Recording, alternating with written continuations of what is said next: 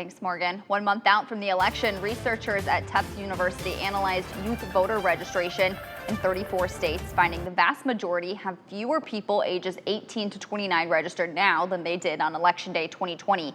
In Iowa, there's currently a 44% decline, and in Illinois, a 13% decline. However, in both states, you can register to vote in person on Election Day itself. And joining us this morning are Seth, Dickinson, and Jasmyn Jordan, two University of Iowa students. Guys, thanks for being here with us this morning. Thank you Thank for you for having us. having us.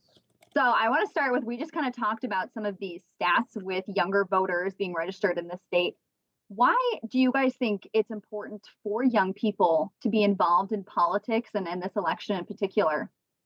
I believe that it's crucial that young people they are really feeling the changes, especially because they're going to be growing up in this nation. Therefore, they want it to look like and represent them and their beliefs.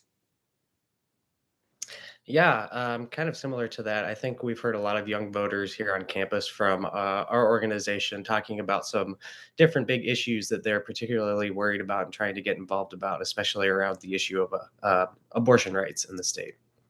Yeah, I wanted to ask you guys, you are both kind of from different ends of the political spectrum.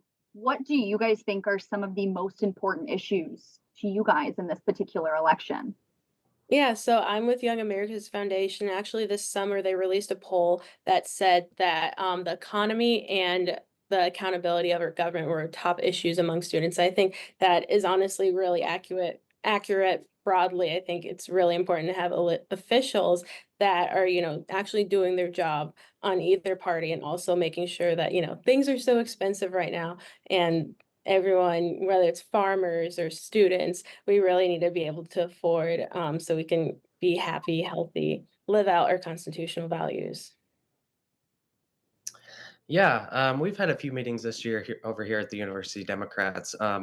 As I said before, I think the biggest issue for us has been abortion rights. But alongside with that, a lot of students are worried about the implementation of any of the policies seen in Project 2025. So anything from anti-LGBT rights to some billionaire tax cuts that are mentioned in there as well. How do you guys, as younger voters, kind of sift through maybe the issues that candidates are campaigning on? And I guess, because it's not just a national election, it's not just the presidential race, but how do you guys learn about some of those more local candidates in the congressional and state races?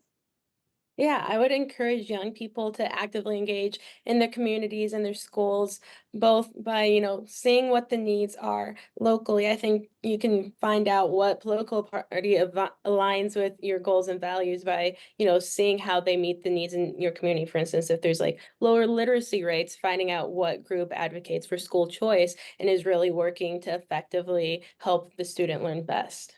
Yeah, so this fall, the University Democrats are particularly pushing to get local candidates to campus to speak with us.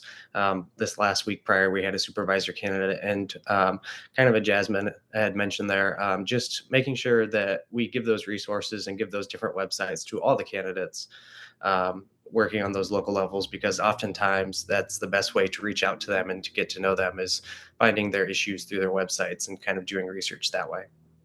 Well, 1 month out from the election, hopefully some more young people get involved like you guys in the next month. Guys, thanks for joining us.